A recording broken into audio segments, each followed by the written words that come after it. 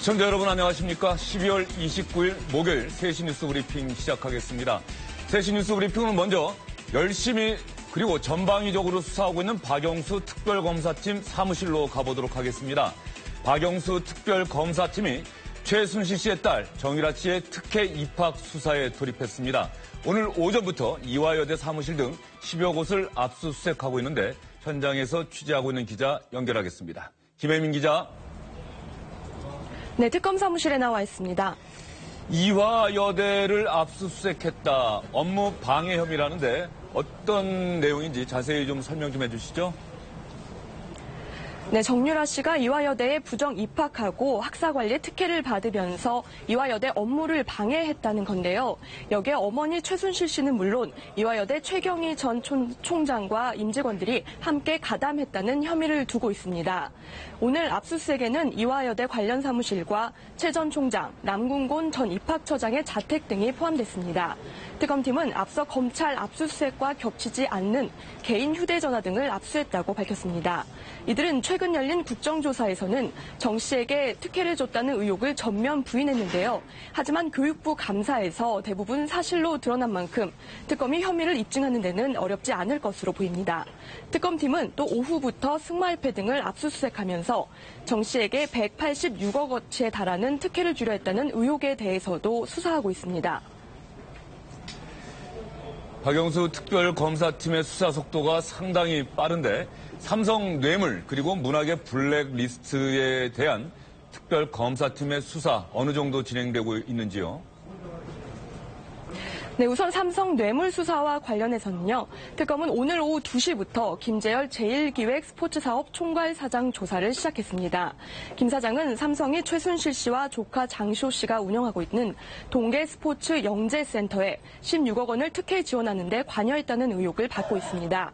특검팀은 이 돈이 국민연금의 삼성 합병 찬성 대가로 최 씨 측에 건네진 것으로 의심하고 있습니다. 또 같은 시각 모철민 주 프랑스 대사를 소환했는데요.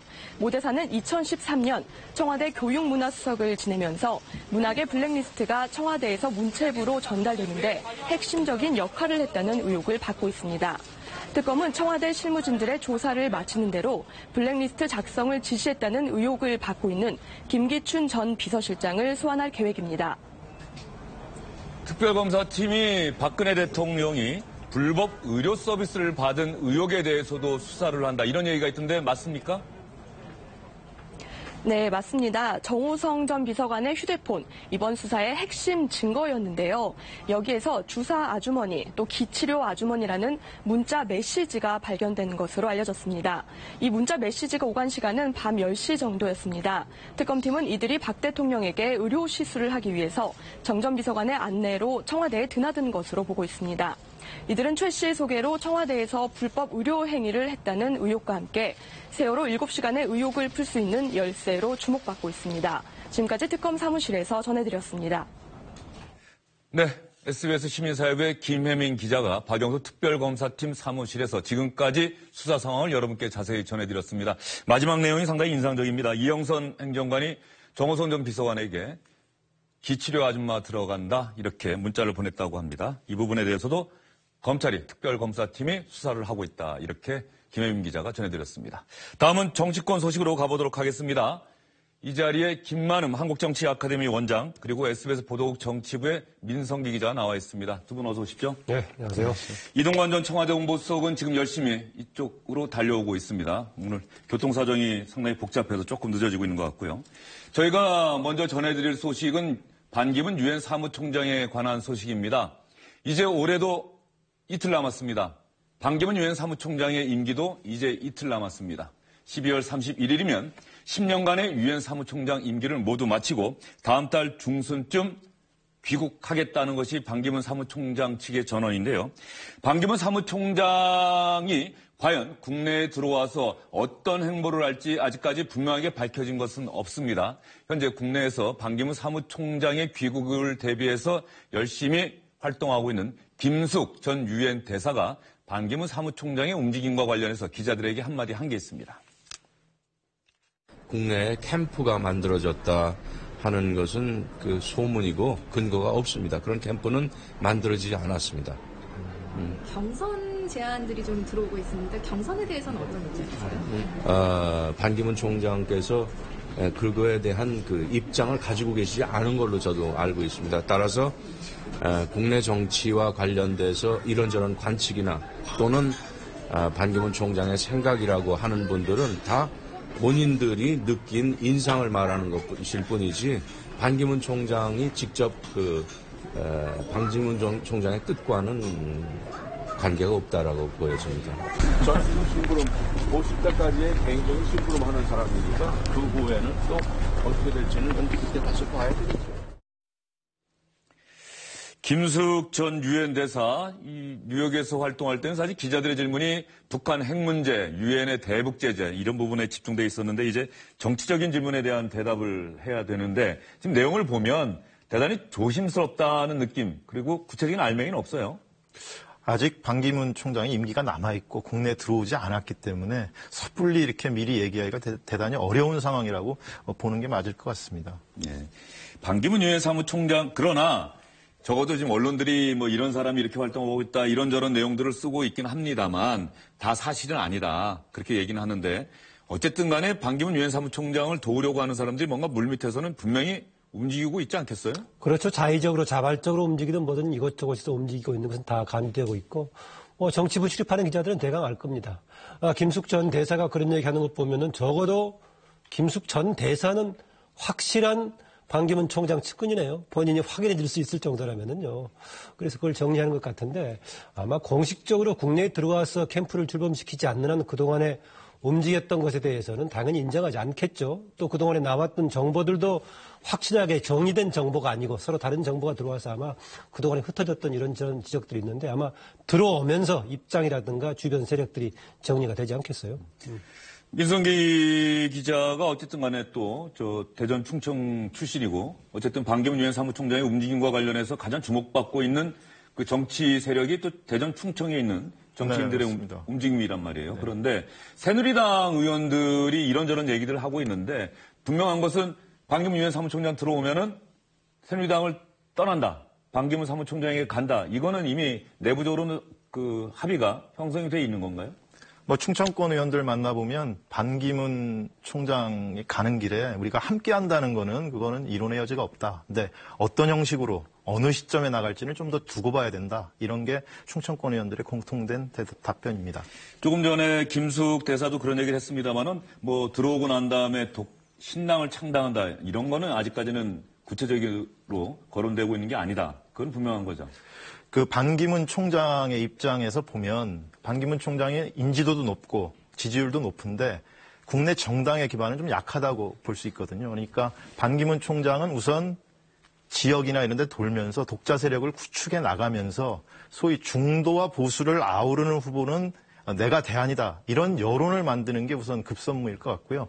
정당에 들어온다 하면 잘못하면 불쏘시개가 될 수도 있는 거니까요. 그러니까 정당과 연합을 한다, 연대를 한다 이럴 때는 최소한 경선 과정에서 어떠한 형식으로 됐든 내가 이길 수 있는 공정한 경선에 보장이 돼야지 정당과 연대를 하는 것이지 그의 보장이 안 되는 상황에서 섣불리 당에 들어간다. 이런 건 좀 가능성이 적은 거 아닌가 싶습니다. 그 정당 기반이 없는 점이 양면성이 있을 겁니다. 말 그대로 조직이라는 정당 기반이 없기 때문에 국내 정치 하는데 기반이 없다라고 볼 수 있겠고요.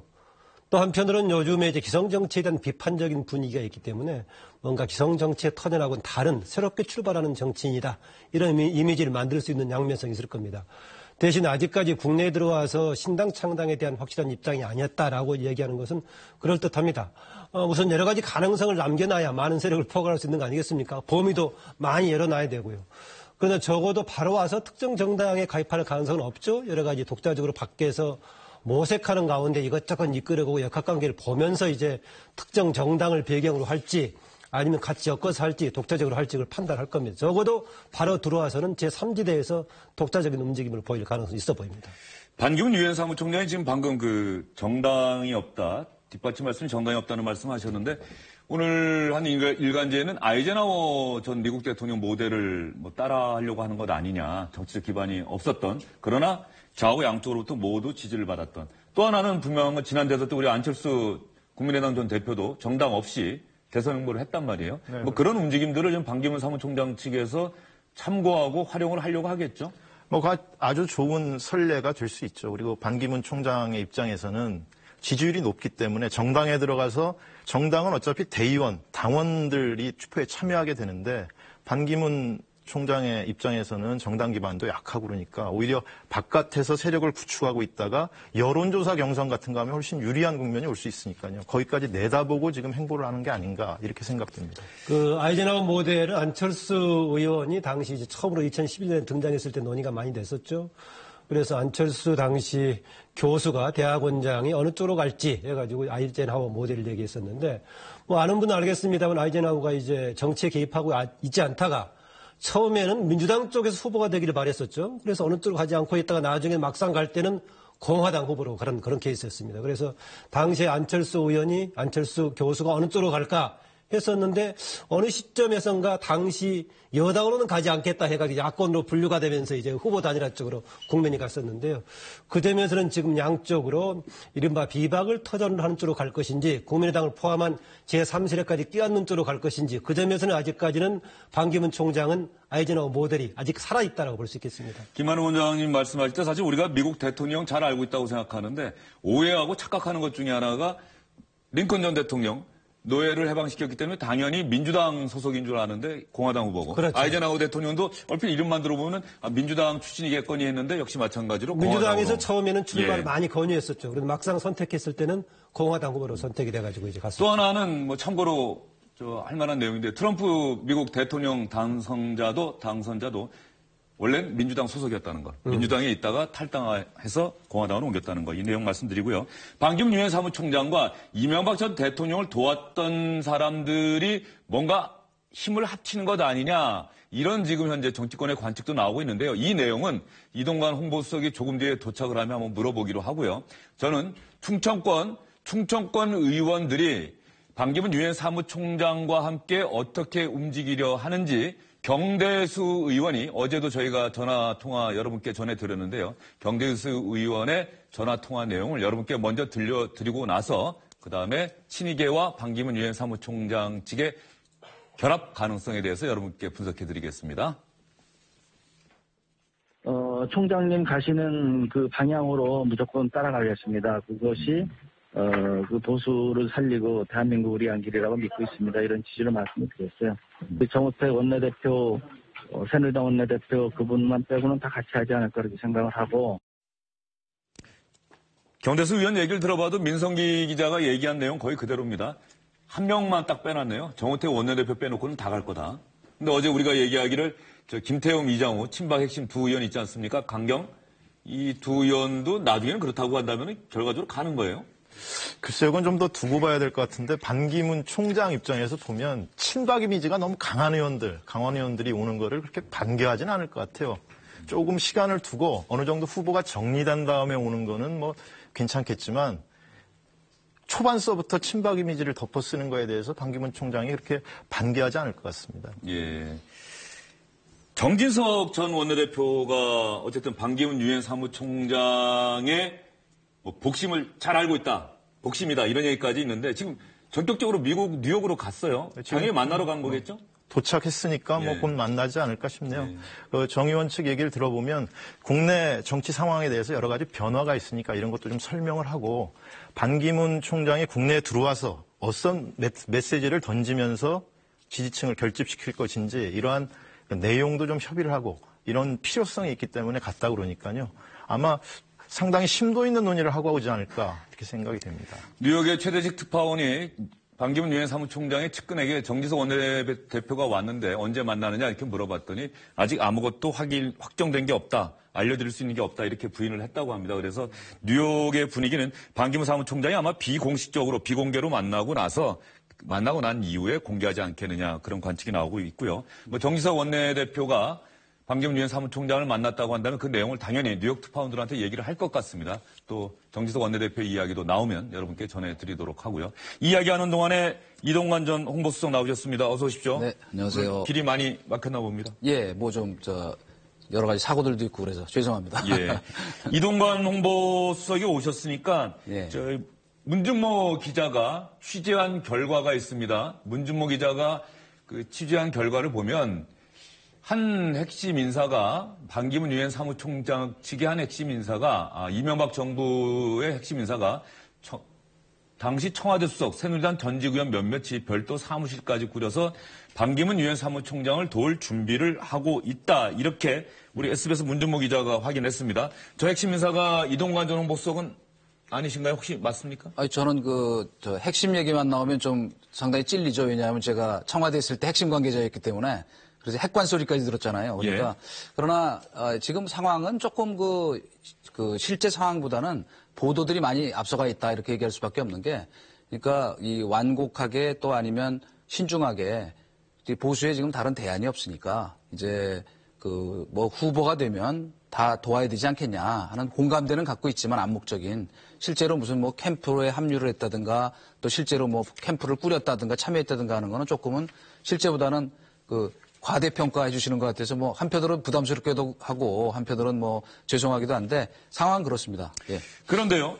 지금 이동관 전 홍보수석께서는 약간 거리를 두는 듯이 말씀을 하셨는데 민주당 야당 대변인이 조금 전에 문준모 기자가 취재한 이 내용과 관련해서 공개적으로 비판하는 성명을 발표를 했습니다. 일단 들어보시고 나서 이야기를 또 계속 해보겠습니다.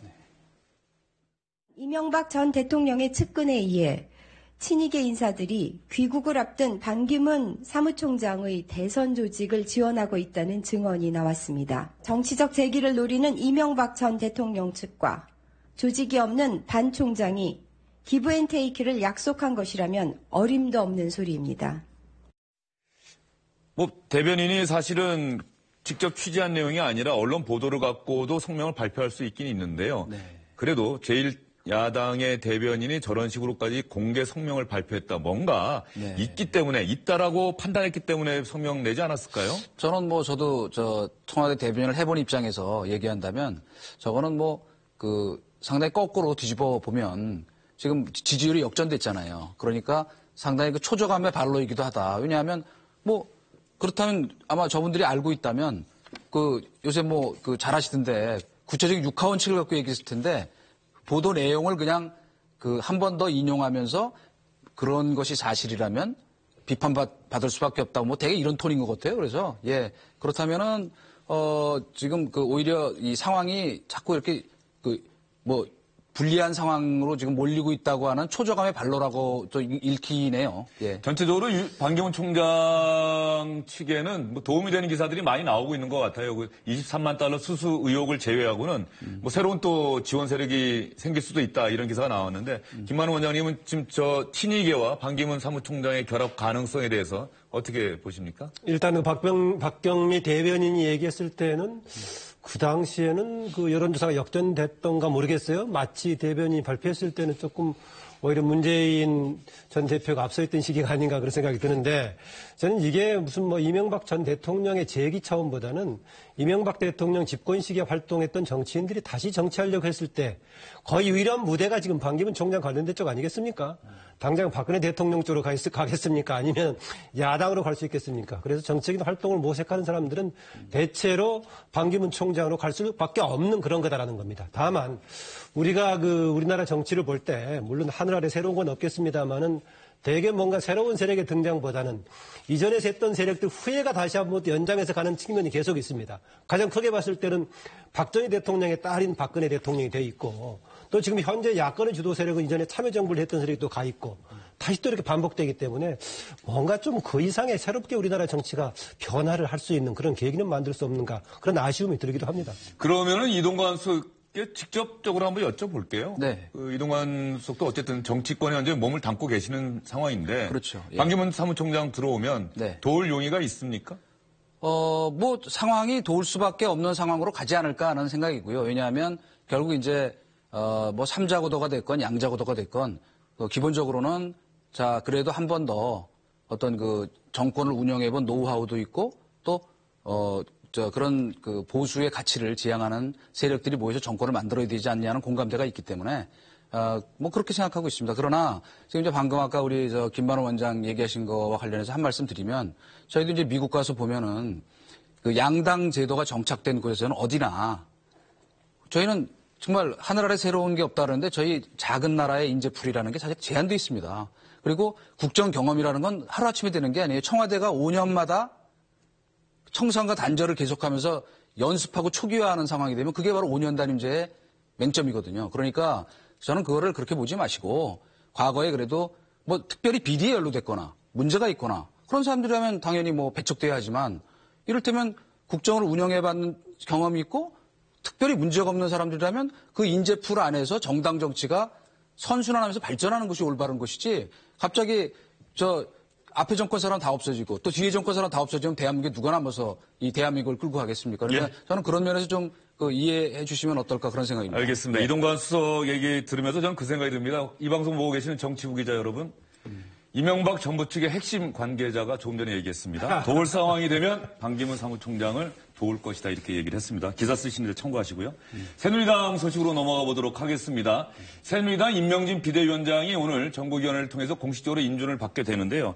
일단 임명진 비대위원장의 첫 과제는 친박 인사들에 대한 더욱이 박근혜 정부 최순실 씨 국정농단 사건에 일단의 책임이 있는 친박심 인사들을 과연 인적으로 청산할 수 있겠느냐 이 부분이 관건인데요. 이 부분과 관련해서 임명진 위원장이 이런 얘기를 한 게 있습니다.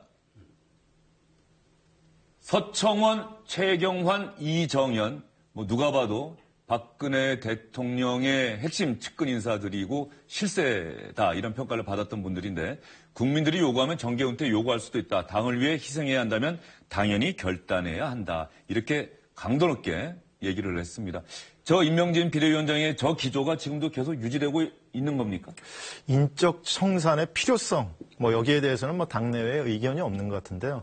진짜 정계 은퇴까지 몰아붙일 수 있느냐 이런 거에 대해서는 친박 내 그리고 남아있는 중도파 의원들도 좀 생각이 다른 것 같습니다. 사실 비대위원회가 의원을 제명하려면 결국은 의원총회에서 3분의 2 이상의 동의를 얻어야 되는데 그게 과연 가능하느냐 여기서부터 제도적으로 걸리는 거죠 지금. 윤리위원회에 또 저 징계 절차가 있어야 될 것이고요. 징계한다고 해서 뭐 의원직을 내놓는 건 아니니까요. 근데 저는 원래 출당 정도 생각을 했는데 이제 임명진 비대위원장이 정계 은퇴 단어까지 사용을 했네요. 지금 3분의 2 이야기하는 것은 3분의 2 한다고 하더라도 의원직을 박탈할 수 있는 것은 아니고 출당할 수밖에 없는 겁니다.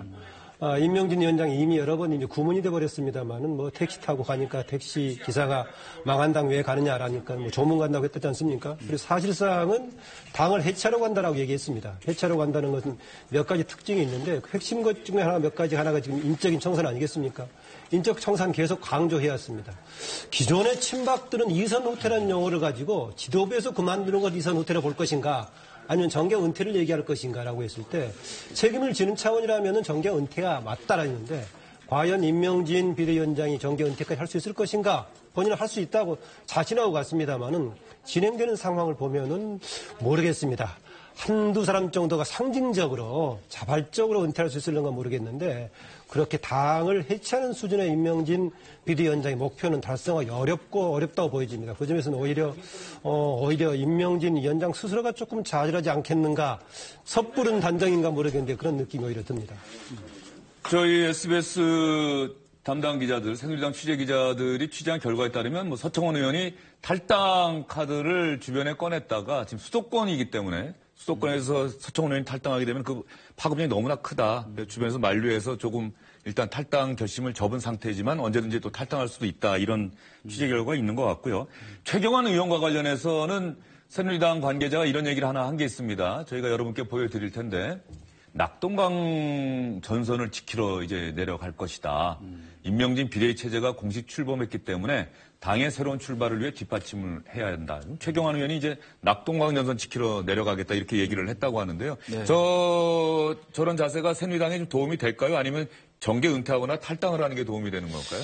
그냥 뭐 그런 얘기들이 이미 새누리당 안팎에서 나오고 있습니다만은 일단 제가 보기에는 지금 각자 도생을 일단 기본 목표로 삼고 그리고 큰 틀로 보면 이제 너무나 명확히 보이거든요. 사실 대통령이 탄핵까지 당하는 그 상황에서 당을 운영해왔던 당청의 한 축들이 책임지는 모습 보인다는 건 사실은 책임 정치의 기본이거든요. 그러니까 이제는 국회의원 선거는 우리가 각자 알아서 살아 돌아오겠다. 과거 친박연대에서 살아 돌아왔잖아요. 그리고 TK 지역에서는 어느 정도 가능하니까. 그리고 전체적으로는 우리를 밟고 넘어가라. 이렇게 하는 게 온당한 태도라면 낙동강 전선의 우리 6.25 때 정말 전우의 시체를 넘고 넘어 그런 갑자기 낙동강 전선 얘기 나오니까 그 노래 생각이 나네요. 그래서 아마 그런 방향으로 지금 가닥을 잡아가는 것이 아닐까. 바로 그런 측면에서 우리 서청원 대표도 이 탈당 카드까지 꺼냈다가 그러지 말고 이제 조금 더 뭔 구체적 움직임이 저는 나오는 것이 신호탄이라고 생각합니다. 그래서 방향은 뭐 잡아가고 있는 것이 아닌가 이런 생각이 듭니다. 네. 그런데 오늘 또 한 명의 어쨌든 간에 눈길 가는 인사가 새누리당 탈당한다고 발표를 했는데 대표를 지냈던 정몽준 전 의원. 정몽준 의원. 오늘 탈당한 거죠? 탈당계를 접수했다고 하는 거니까요. 탈당한 거나 마찬가지인 거죠. 네. 정몽준 전 대표의 측근이 정양석 의원인가요? 네, 정양석 의원인데 지금 측근 중에 현역 의원은 이제 정양석 의원 한 명이라고 보면 되는데 지금 개혁 보수신당에 가서 원내 수석 부대표를 하고 있습니다. 아, 원내 수석 부대표 개혁 보수신당에 가 있고 그렇다고 하면 정몽준 의원도 저 개혁 보수신당으로 가는 건가요? 그거는 뭐 단언할 수 없을 것 같습니다. 사실은 정몽준 의원이 한동안 현실 정치에 거의 관여하지 않았기 때문에 그렇죠. 서울시장 선거에서 앞서는 뒤에 관여하지 않았기 때문에 정몽준 의원이 어디로 간다고 해도 특별히 큰 정치권의 흐름에 영향을 미칠 것 같지는 않습니다. 예. 그러면 새누리당이 어쨌든 간에 저희가 이 시간에도 여러 번 말씀드렸습니다만은 가라앉는 침몰하는 배 같은 상황, 현재 난파선 상황이라는 게 이런 탈당 이야기들이 계속해서 나오고 있고 어떻게 하면은 탈당을 최소화할지를 임명진 비대위원장이 고민하고 있는데 그 최소화하는 카드로 친박 핵심 인사들에 대한 인적 청산 카드를 검토하고 있다. 이 내용 여러분께 전해드렸고요. 간단하게 국민의당 오늘 스트레이트 뉴스가 하나 있습니다. 국민의당의 다음 원내대표로 호남의 중진 주승용 의원이 선출됐습니다. 국민의당 의원들끼리 투표를 했는데 주승용 의원이 선출됐습니다. 일단 소감부터 들어보시죠. 다른 제3당들하고 협상이라든지 모든 국회 현안 문제를 논의하는 데 있어서 존재감을 가지고 협상과 대화를 나눌 수 있도록 할 수 있는 적임자라고 생각해 주셔서 저는 흔적은 없고 언론에 서신 것 같습니다. 제가 당선돼도 호남당이라는 지적을 언론에 서실 것이고 호남당이 됐다라고 지적을 하실 것이고 제가 호남 의원으로서 이미지를 덧씌웠다라는 그런 평가를 받지 않도록 최선의 노력을 다하고 하겠습니다. 주승용 의원이 당선됐다는 건 어쨌든 국민의당의 중심이 호남에 있다 이걸 보여주는 거 아닐까요? 뭐 호남 색깔이 짙어졌다 이렇게 봐야 되겠죠. 호남 출신의 이제 4선 의원이고 그리고 반대편에서 나온 김성식 의원이 소위 안철수계인데 이건 수도권 의원이고 둘이 경쟁을 했고 안철수 의원의 뜻은 김성식 의원한테 가 있는 게 아니냐 이런 얘기가 당내에서 많았는데 결국 투표를 해보니까 뭐 1차 투표에서 과반 해가지고 결판이 났어요. 그러니까 그 국민의당이 의원만 놓고 본다면 호남 색깔이 굉장히 강하다는 것을 다시 한번 증명한 선거다 이렇게 보면 되겠습니다. 예, 알겠습니다. 정치권 소식은 여기서 정리하도록 하겠습니다. 오늘 이동관 수석 급히 오시냐고 고생 많으셨습니다. 예, 세 분 수고 많으셨습니다.